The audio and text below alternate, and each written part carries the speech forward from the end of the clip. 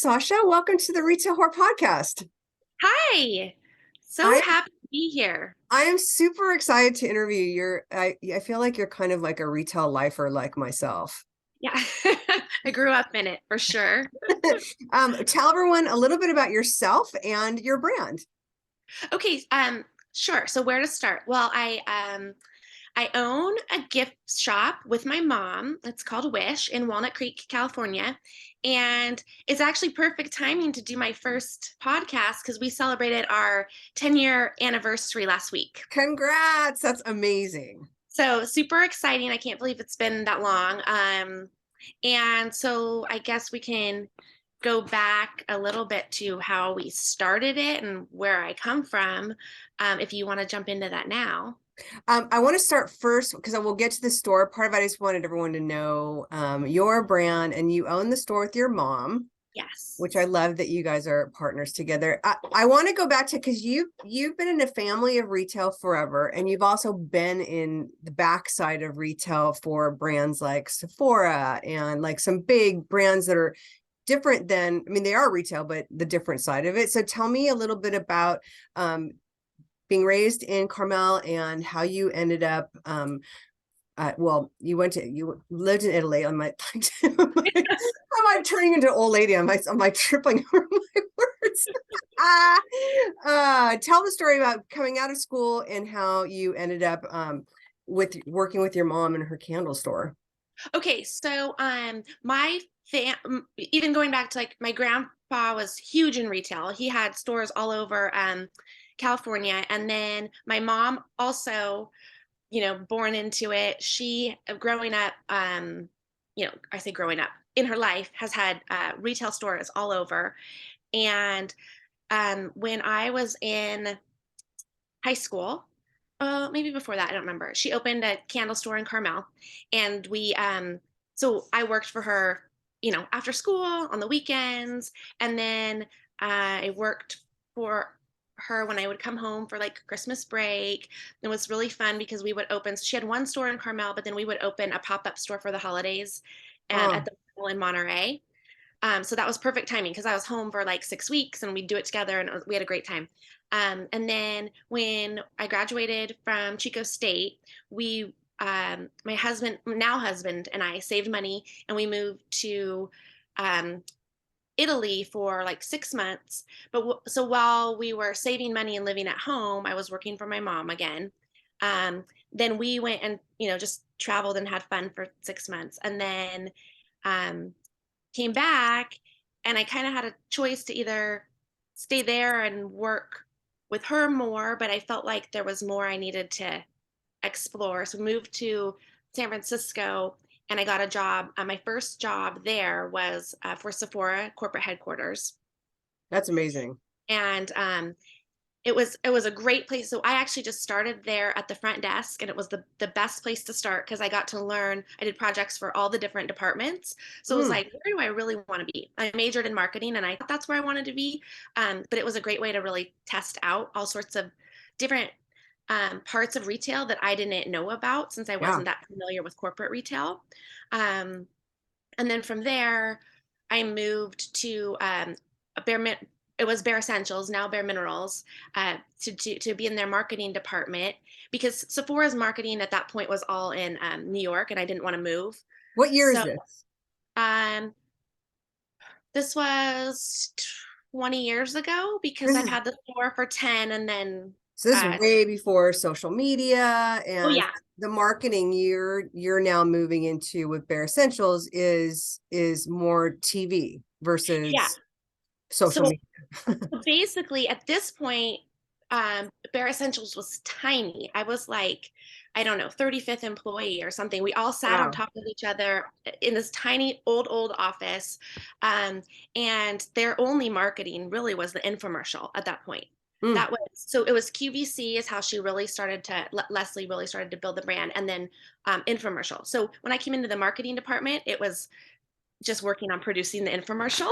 Wow, that's a great walk. I mean, what a great opportunity. It was so cool. So of course I knew nothing about infomercials, or, that's not like what I learned in school in marketing, but it was so cool. And so from there as the company grew up really fast.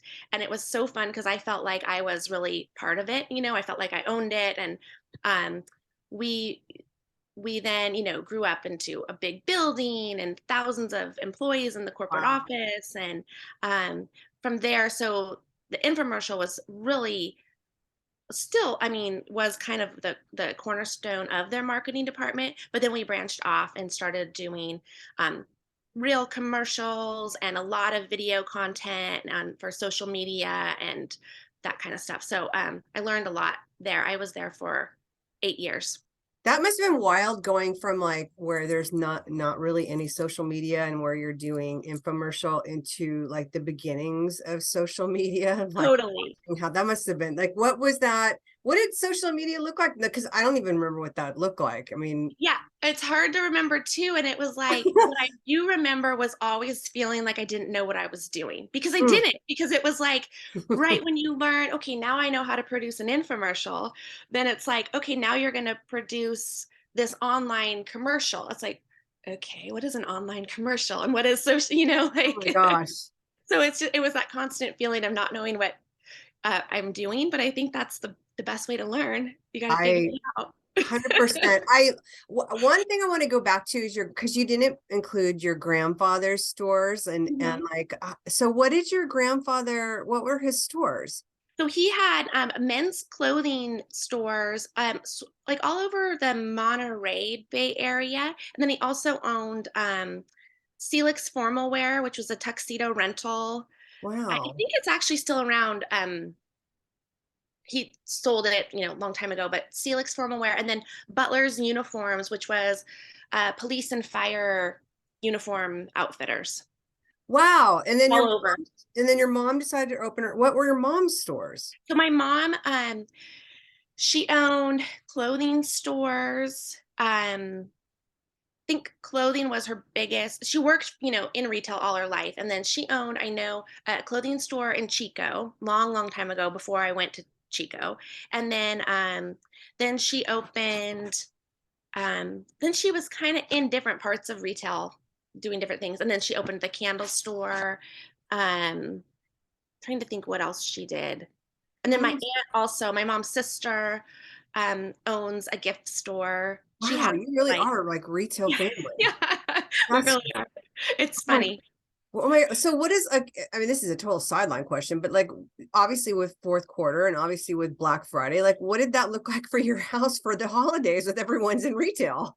I know. I don't think we've ever like I don't remember any different. It's funny because it's like um my aunt and I are still the ones who host Christmas, which is Mm, hysterical because we're the ones that own gift stores. mm. So it's like, but my whole family, they're all entrepreneurs. Everyone owns their own business, but it's funny that the retailers are the ones hosting. But I guess, it's just like I feel like I'm always more productive when it's busy, so might as well just add Yeah. something else to it, right? When you left Bare Essentials, how many years tenured were you at that point? 8 years, I think, Wow. something like that.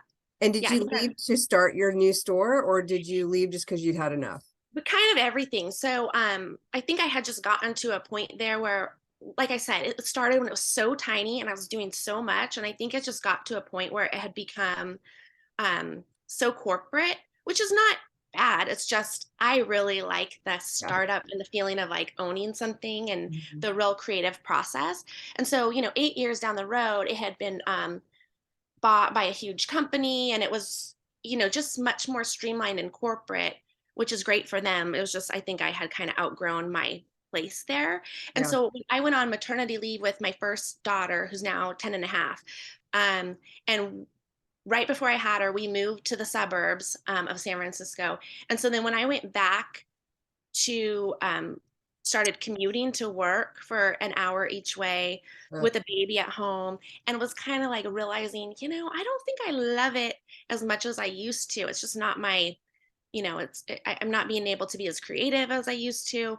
um, I I just started thinking, and I started thinking before I went back for maternity leave. When I was on maternity leave, it was during like the fall and holiday season. My mom and I had said, just kind of for fun, why don't we open up a pop-up like we used to do in Monterey just for the Christmas season? You know, you're off on maternity leave, we could do it. And we looked and we never found the right location. It just didn't work out. But we kind of then the wheels were turning like this. So when we moved to Walnut Creek, there was no small boutiques. They had all kind of closed. It was a lot of big box stores, but we're like, where do people shop for like their fun little Wow. gifts? And there was no baby stores. They had all closed recently or closed like when we moved here. So our wheels were turning. And then when I just really wasn't happy with going back to commuting and everything, we started talking about it more seriously. And then we found this what we thought was a great location right downtown, and so we decided to jump into it, and we leased that location with knowing, talking to the landlord, that it was going to be a temporary location, and he had said for about at least a year, 1 to 2 years. And we thought that's a great way to get our feet wet, see if this is the right location for us, and then as we kind of grow our store, we'll know where we need to be. So he came in 3 days after we opened and gave us our 60-day notice. Oh my God. Yeah. And so at the time it was like devastating, like, and then we come to find out this guy has a horrible reputation, and, he Oh, does this a lot. But we were smart in that when we went in, we didn't put money into the actual space because we knew it was going to be temporary, that's but good. thinking a year. Um, so that was the good news there. And then it actually worked out amazingly because this my mom was driving around. She always gets lost, and she got lost on this little street in Walnut Creek, that because we were still kind of new to the area. We had just moved here. Like my mom and my husband and I had only moved here like 6 months before that. So she found this little street, and it was like, it's a funky little street. Random. You would never drive down it for any reason. You have to know that it's there to turn. And she saw this empty building, really run down. It had been like a thrift store years before that. It had been empty for like 3 years. Wow. But she just had this good feeling. She goes, I think you should drive by this street. And I like drive by and I'm like, yeah, this is weird, but like good feeling about it. So we ended up taking this spot, which is a huge risk because it had no walking traffic. I mean, it's like you have to know to go to this street, but we just had this great feeling about it, and we ripped out the stinky old carpet and just ripped it out. So now, and to this day, it has like it's like a cement floor. We didn't even put down a floor. So it's like an old cement floor with different, like you can see kind of the old patterns where we I had ripped love that. out, and so it's all funky. Fresh coat of paint. Um, This is 2010? No, yeah, 2012. 2012. No, 2013, beginning of 2013. So were the buildings like super fast? The people, because you said a lot of people closed. Is that when the everything crashed? Yeah, so I think we were trying to kind of figure it out. I think if I'm remembering correctly, it was partly due to the economy, but we're thinking like, is there, so it was a weird, and we didn't really know. People had said, oh, there used to be this cute gift shop, but we didn't know because we were new here. So it's kind of like either this is a big opportunity or there's a reason that they closed, right? So, but we took the opportunity side of it. And so then when we were trying to like figure out what do we want this store to be, it was a gift store, kind of a lifestyle, like all sorts of different gifts. But then we thought, well, we feel, because I had a baby, we feel like there's really a baby store missing here. So we opened up just a tiny corner of it was like baby gifts. So you could kind of a one-stop shop for all your gifts, right? And literally it was a tiny, tiny corner. And then jumping ahead, that corner just kept growing because we were right. So even though the baby stores had closed, I don't know why, I think it was the economy, but then we kind of hit it at the right time. And there was a huge need for a baby gift store. So that Wow. corner just kept growing and growing over the years. And then 3 years ago, we opened up the back. So our store is set up sort of like a house. We think it used to be an old house. And Wow. then the back building is the detached garage.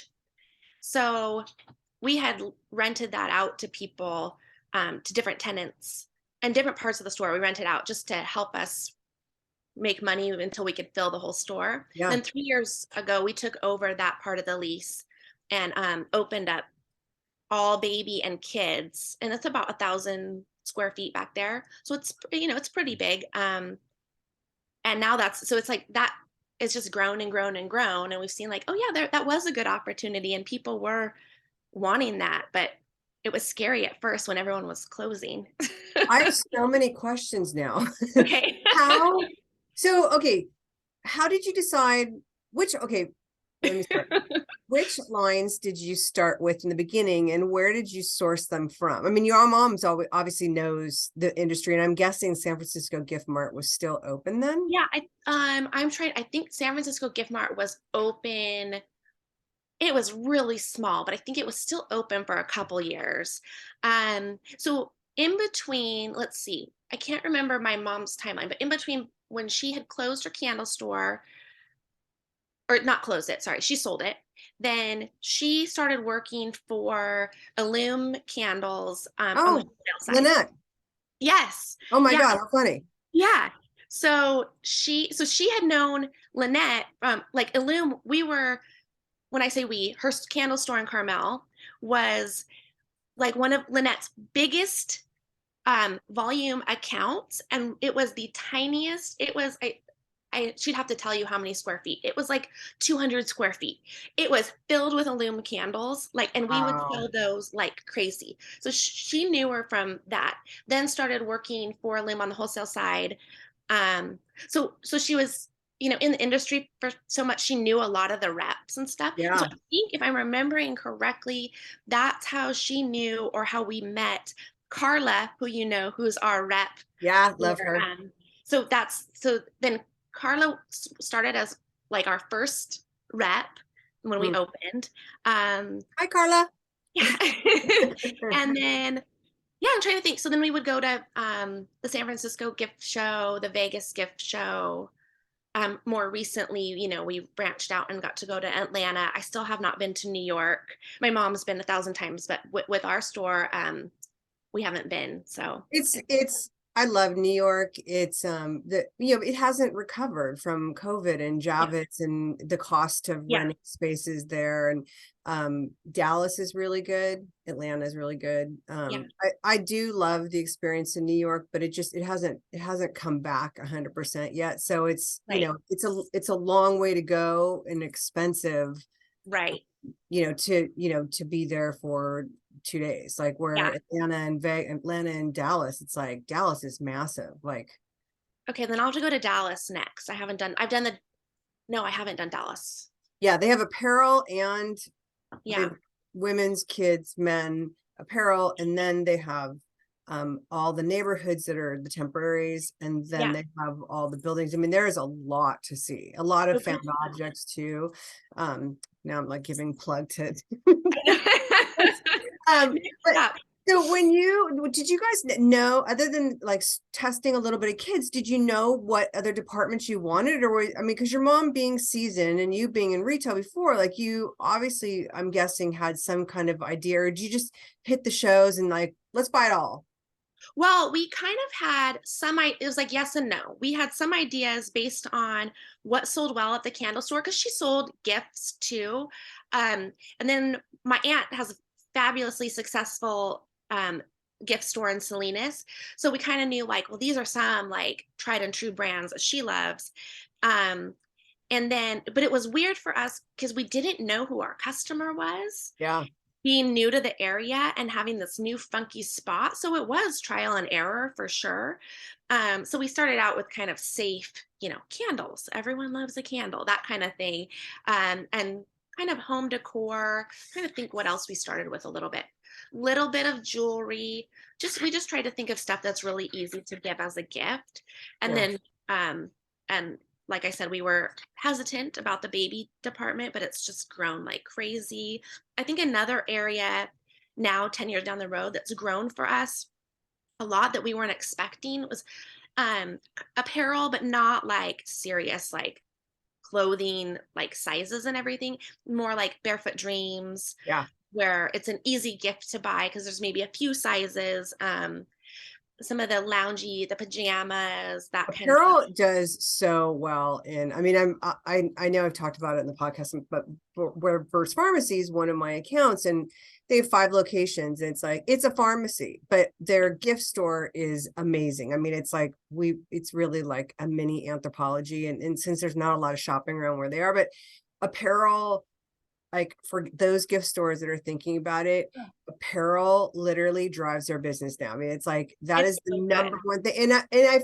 We figured out the magic secret sauce is $40 and under, and it has to be able to be tried on without a fitting room. So Yeah. there's no fixed sizes on pants. It's like, dresses that you can just put on over, and as well as like price points where you get home and it's like, it was $30. I'll just give it to my friend or wherever, where it's not like, oh my God, this is like a major investment. But Yeah.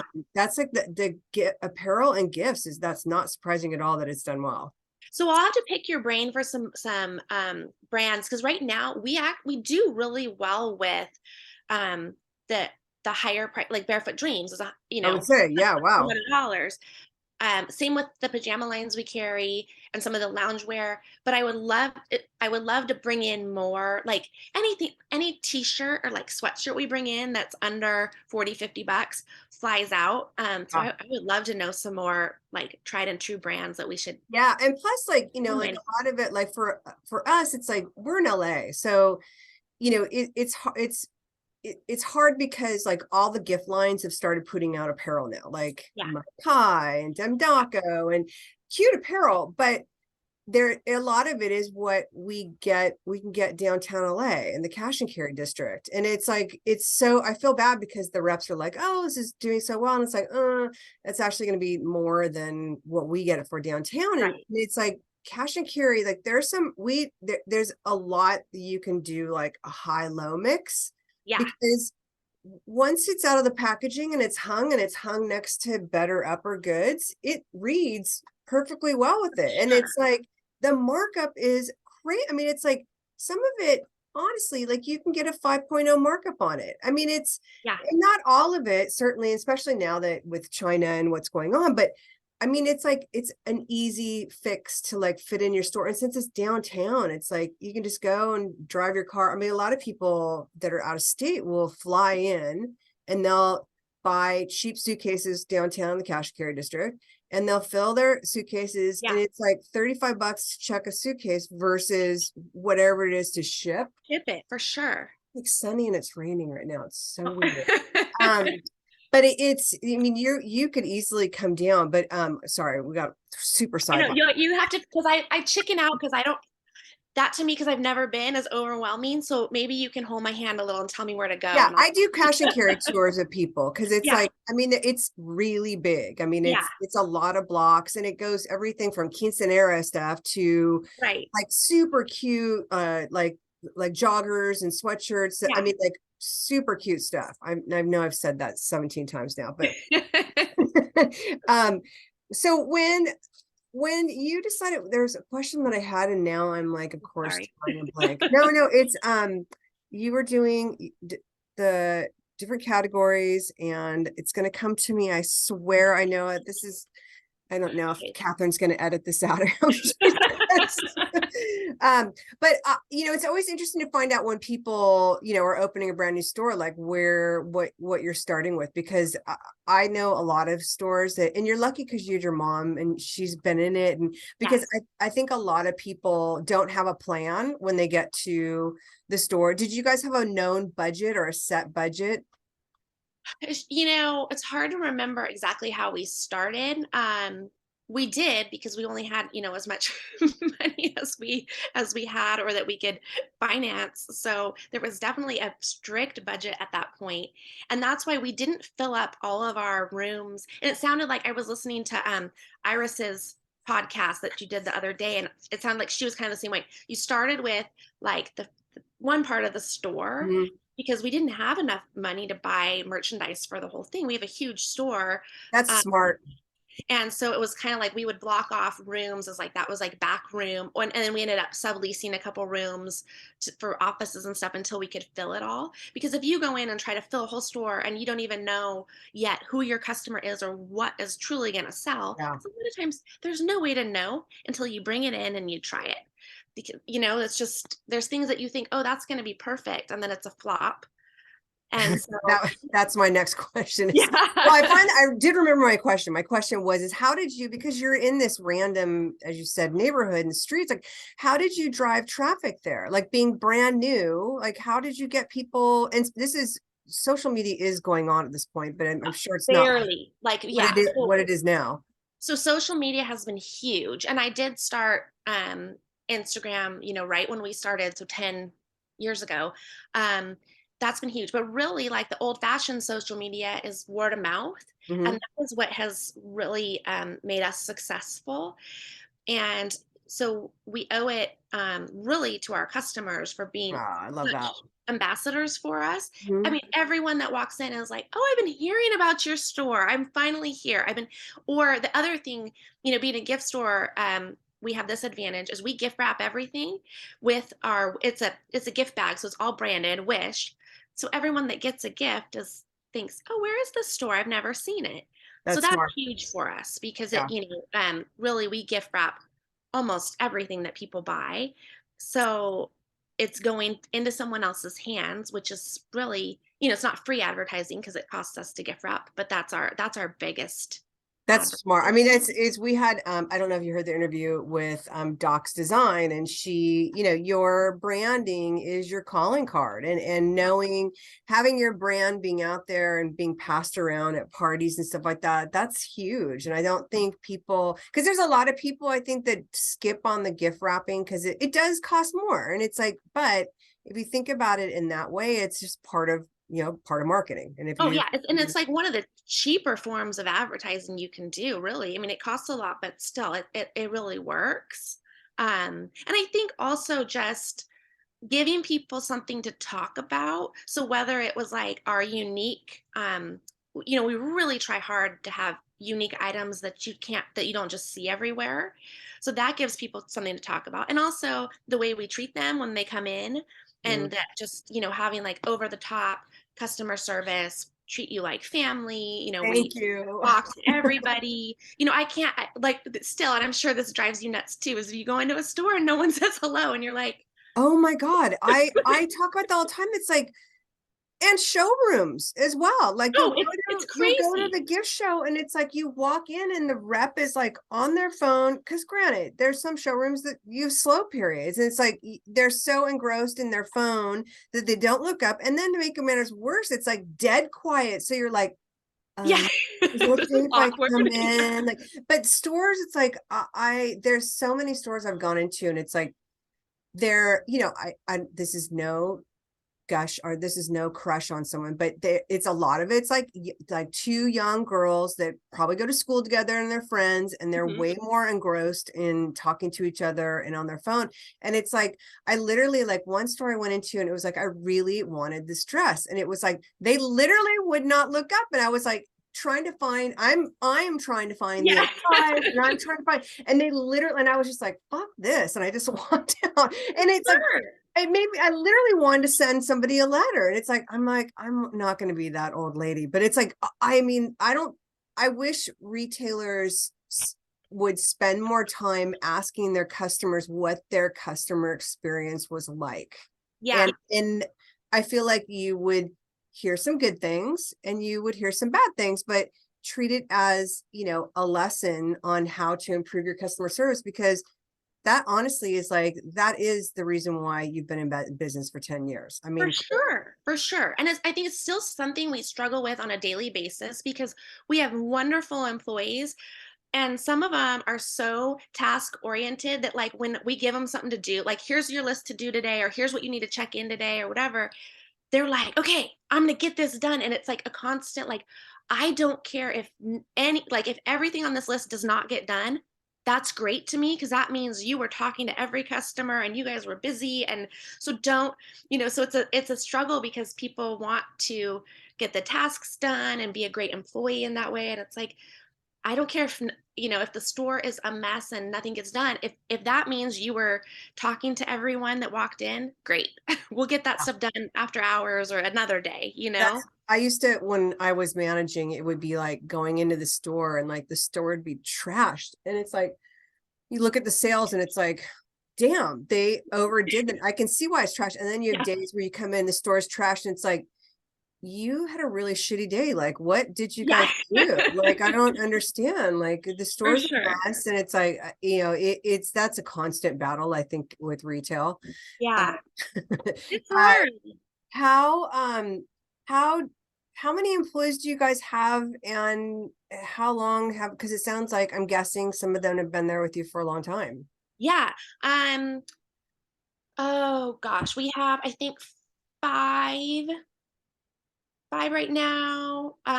Plus me, plus my mom sometimes. She's semi-retired, but she's always there doing stuff in the background, whether she's not at the store as much anymore. But so I think there's five, a little bit more during the holidays. Um, yeah, and we've been lucky enough to have, like, we had some periods where, like, my cousin worked for us and my sister worked for us, which was so fun.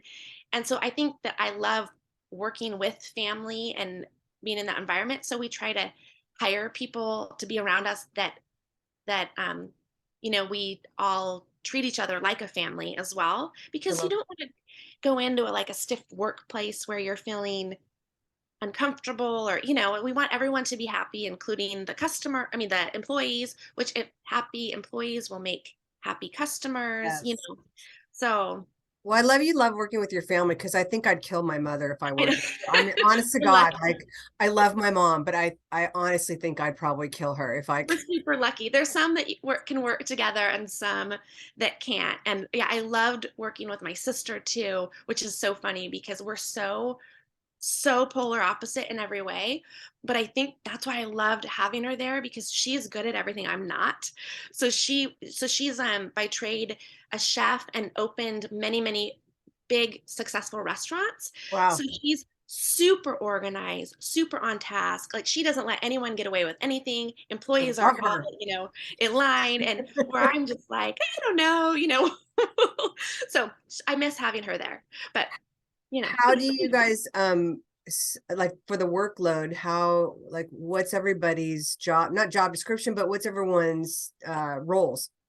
So we all do everything. So it doesn't matter if it's cleaning the bathroom or doing a display. We know some people are better at displays, some people are better at entering the merchandise. So of course, you know, if you're there and have something to do that's more in your wheelhouse, by all means do that part of it. But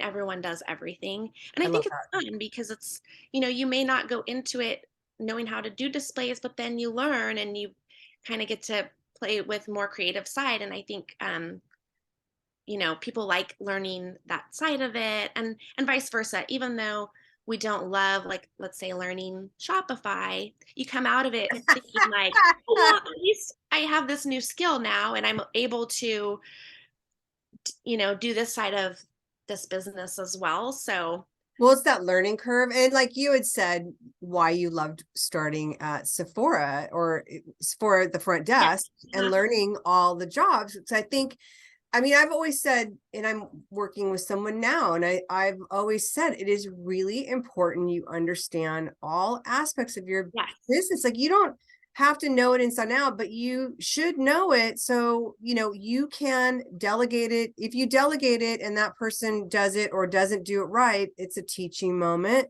As Yes. well as, if that person leaves and you've delegated all this to them and they leave and you don't know how to do it, you're kind of screwed. And that, it's like that, honestly, sometimes I think some people get in the thing as, I don't need to do that. That's why I hire people. And it's like, yes, but ideally, how to do all aspects of your job. Yeah. And also in the same breath, it's like, I'm not gonna ask you to clean to clean the toilets. I will clean them as Yeah. well. I Yeah, we have. all do It's not it. like everyone gets the shitty jobs. Like Yeah. I like Literally. that because it's definitely I like the one I'm right now. It's like, you need to get in there and like you need to work side by side with them. Also, so Yeah. they feel like they're not the only ones doing it. Totally. Yeah. I agree. I love that. Where when you have because you have the second location, not second, but it's a second by all means, it's a second location. Yeah. How do you cover that with your schedules? Do you have somebody that's out there, or is it one of those things where it's open until someone walks back there and then you follow them back? No, so we now we have to have two, even on a very slow day, we have to have two employees covering the store because it's, you're in a separate building. So if someone were to walk in the front into, we call that Wish, and then Little Wish is what we call the kids building. Hmm. Um, you just you can't, it's too big. And we're lucky enough that now it's getting busy enough where it makes sense. Um, Still, there's days where I'm like, oh, paying for two people, whether it's paying myself, my time being there, or it kind of hurts a few of these like January days, but we really have to because the other thing is you can't, um, especially in the baby building in Little Wish, people need a lot of help. We have now actually a lot of moms that are buying stuff for their own kids, but a lot of people come in there for a baby shower and they're like, I've never had a baby, or I had babies, 40 years ago. I don't know what to get. They need a lot of help. So we really like to be hands-on back there, helping people pick out the perfect gift. And so you can't just, I guess we could leave them unattended to shop for themselves, but it really that goes back to the whole customer service thing. Yeah. And And it's a baby, there's a lot of things in babies like sizes and stuff like that. Like what baby lines do you sell? let's see, we do some of the big ones like Little Giraffe, Blankets, Barefoot Dreams, Jellycat, Stuffed Animals. Those are Mhm. some of the big, tried and true. Then we do a lot of different, like the soft jammies. Like we started with Kiki Pants years ago when they were like one of the only like bamboo Yeah. jammies, and now Kite Baby, Angel Deer. We do some of the smaller, like a lot of times my customers will come in and say, you know what brand I love? And they're kind of the more up and coming brands that then I'll follow on social media and be like, okay, yeah, we need that too. Um, so like Lulu, like the gowns and all that, we started Little Bipsy. So some of these more these brands that have grown kind of by word of mouth on social media. Yeah. And it's funny because then our customers are telling me, you need to try this too. So that's where we get a lot of our really I awesome. love that. Oh, I love you listen to your customers also. Do you have like because I know like the biggest challenge I run into with the pharmacy is that zip code protection. Do you have a lot of stores near you where you have a line that you want it and they're like, I'm sorry, so and so has it. You know, Are you lucky and you don't have no, but it drives me crazy on the other end is when, so we're in like this little area where a bunch of towns kind of come together. So like we're in Walnut Creek, but we have a lot of shoppers from 5 minutes down the road in Lafayette, 5 minutes down the road in Danville, 5 minutes down the road in Concord, Pleasant Hill. So there's a lot of towns within probably 10 minutes driving. And all of these people come to us where we become, which I feel so grateful, we're a destination. So going back to where our location is, the greatest thing that we did was move out of the downtown area because it's so um the parking's so impacted down there. It's like local people don't actually like to go down there to shop because you have to pay for parking and find a parking place, whatever. That where we are, you can drive up, pull up, don't pay for parking, you walk in, you shop, and that's you great. get back in your car. So that's great that we draw in all these people from all over. But then what happens is I'll just see, and it's usually like the same store over and over. You're like, oh, now you're going to carry that line that we've had forever. And I kind of see like people aren't, well, they're zip code protecting, but it's a weird situation for us because we're not in the same zip code, but Yeah. these are all our customers, so it's kind of funky, but it just keeps us on our toes, and I think keeps us looking for new stuff, Yeah. not getting comfortable with. And some of the brands that we've had forever that do really well, it's like, well, who cares? Because we know they're successful and we're going to keep selling them.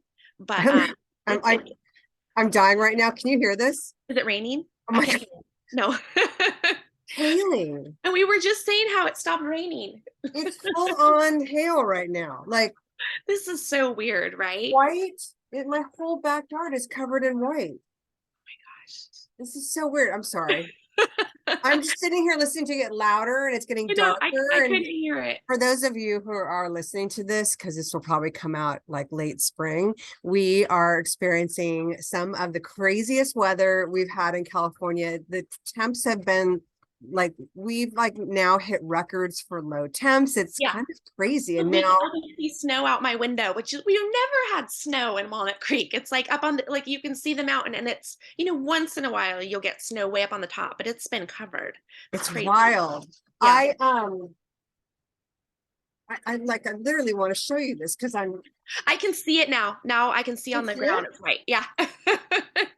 Um, with I like that you're I'm trying not to shout because it's so loud, but I love that your philosophy on keeping you on your toes, because I think that that's going to happen no matter what in retail. And I Yeah, think a lot of people get really hung up in the competition part of it. for sure. And it's like, I always like, I don't know, I'm super competitive, but I like to put a different spin on it. Like when I had a store, I was partners in a store called Sweet XO, and 3 of our locations were butted up right next to M. Frederick. Well, I mean, if you know M. Frederick, he has like every line into the city as far, because it was for women's apparel that we Uh-huh. sold a lot of. Again, it's like a candy store that sells women's apparel. Yeah. And he had like every single good line and every single in downtown LA in cash and carry district, there is no zip code protection. I mean, it's just like it's a free for all. Like you Yeah. literally could be next door and selling the same things.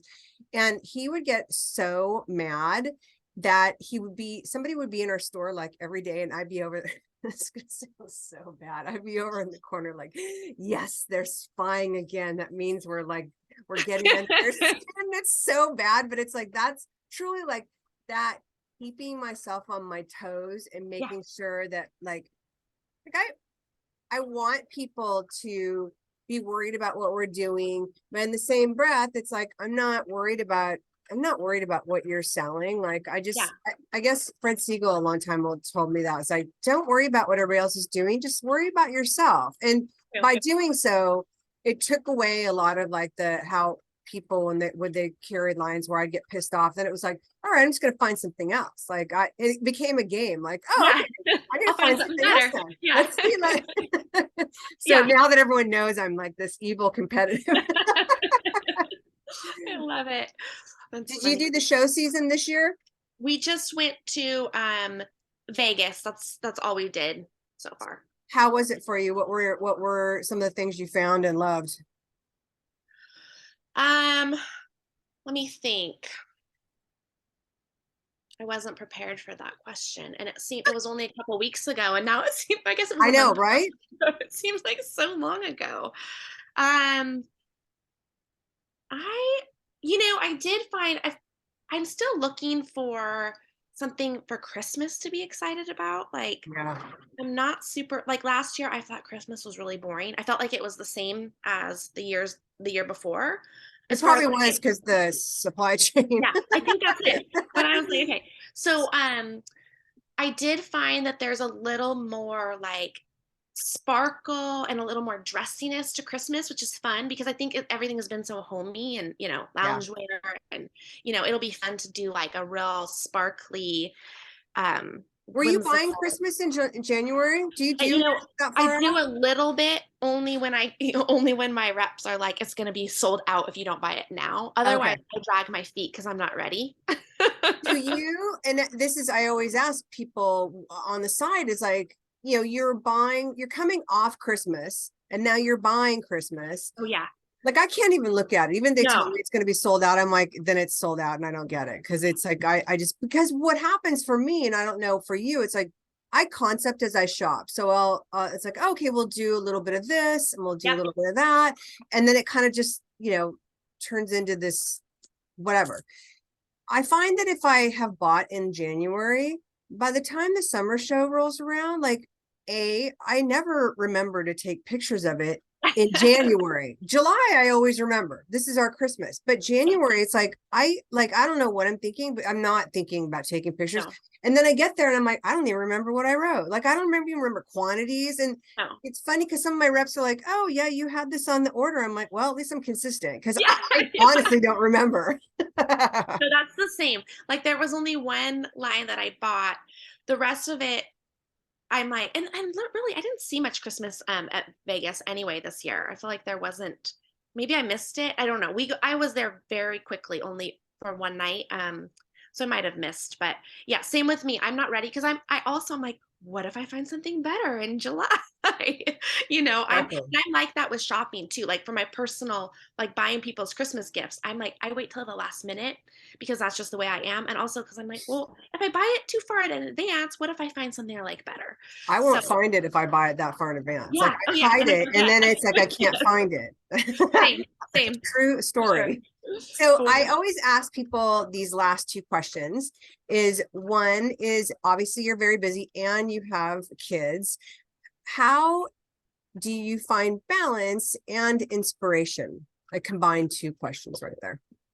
Oh, okay, those are good questions.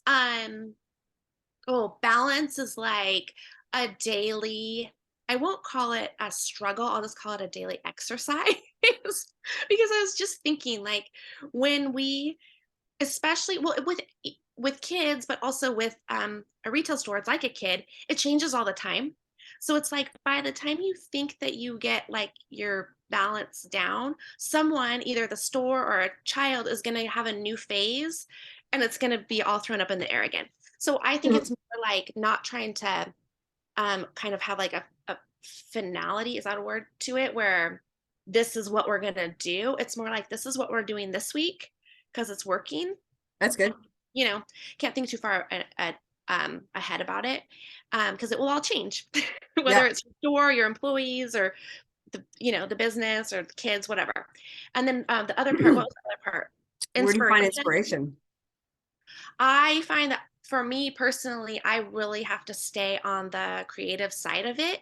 If I get too bogged down in doing like the computer work, um, and the schedules and then managing people, if I don't take a break and do the merchandising and go to the shows, yeah, I'll lose my inspiration. And I find like I'm the type of person who I really have to be somewhere in person. Like social media is fun and I do get inspired by it, but it can also like kind of wear on your mind a little bit where I have to go to other stores and go to shows and see stuff in person to really feel energized, I think. Yeah, me So, too. and I think I just have to keep in mind like it's supposed, we opened Wish to be, like, I remember saying this at the beginning, a happy place. Like I want customers to come in and just feel happy. Mm, And from there, I think the sales will come and the money will come. And that's totally how it's been. Like people will come in and just say, I'm just here because I had a bad day and I just want to be oh, happy. I It's love like the that. biggest compliment because I realized I was like, oh, that's what we wanted. And then of course they buy something or they usually buy something, but then they'll go and tell their friends, this is my favorite place. It makes me happy. So I think Uh, just making sure that our customers are happy keeps me going too and keeps me happy. how did you come up with the name? I forgot. I meant to ask you that earlier. Yeah, It's such a sweet it name. it it kind of came out of that conversation. It was like we were thinking, what do we want the store to be? We want it to make people happy, and we were thinking like, okay, well, they're gonna shop for different occasions. Like, and I'm thinking all these occasions, they're happy. They're like, for the most part, it's like birthdays and baby showers and wedding showers. And, they're all these happy occasions. And so I was thinking about wishes, like birthday wishes, baby wishes, that kind of stuff. And then also, if you think about it, like you're going to wish for happy things, right? Like that's what your wishes are in life. So it kind of came out of that. Of that. Last question is any advice or what advice would you give to somebody that's thinking about working with someone in their family? Oh, that's a good question too. I really think I really think we lucked out. And the thing is, it's not like we jumped into this whole business venture not knowing how we worked together because we knew, like, when I would work for my mom at her store, like like we had worked together for so many years doing that in smaller doses that we knew we could be partners. So like I'm not sure what the right advice is, but because we were lucky in that we kind of got to test it out a little bit before Yeah. we became full business partners. But I think, like you're saying, like, there's certain family members you love to death, but you can't work with them. Sorry. Like, I mean, I have those too. Thank you so much for your time. I'm so excited Thank to be you. able This to have, was so fun. I I feel like love I have it. so much I want to talk to you about now too. Like we need to do a whole nother one, but Yeah, another day. ask away. But thank you. Thank you. I really, really appreciate it. Thanks, Michelle.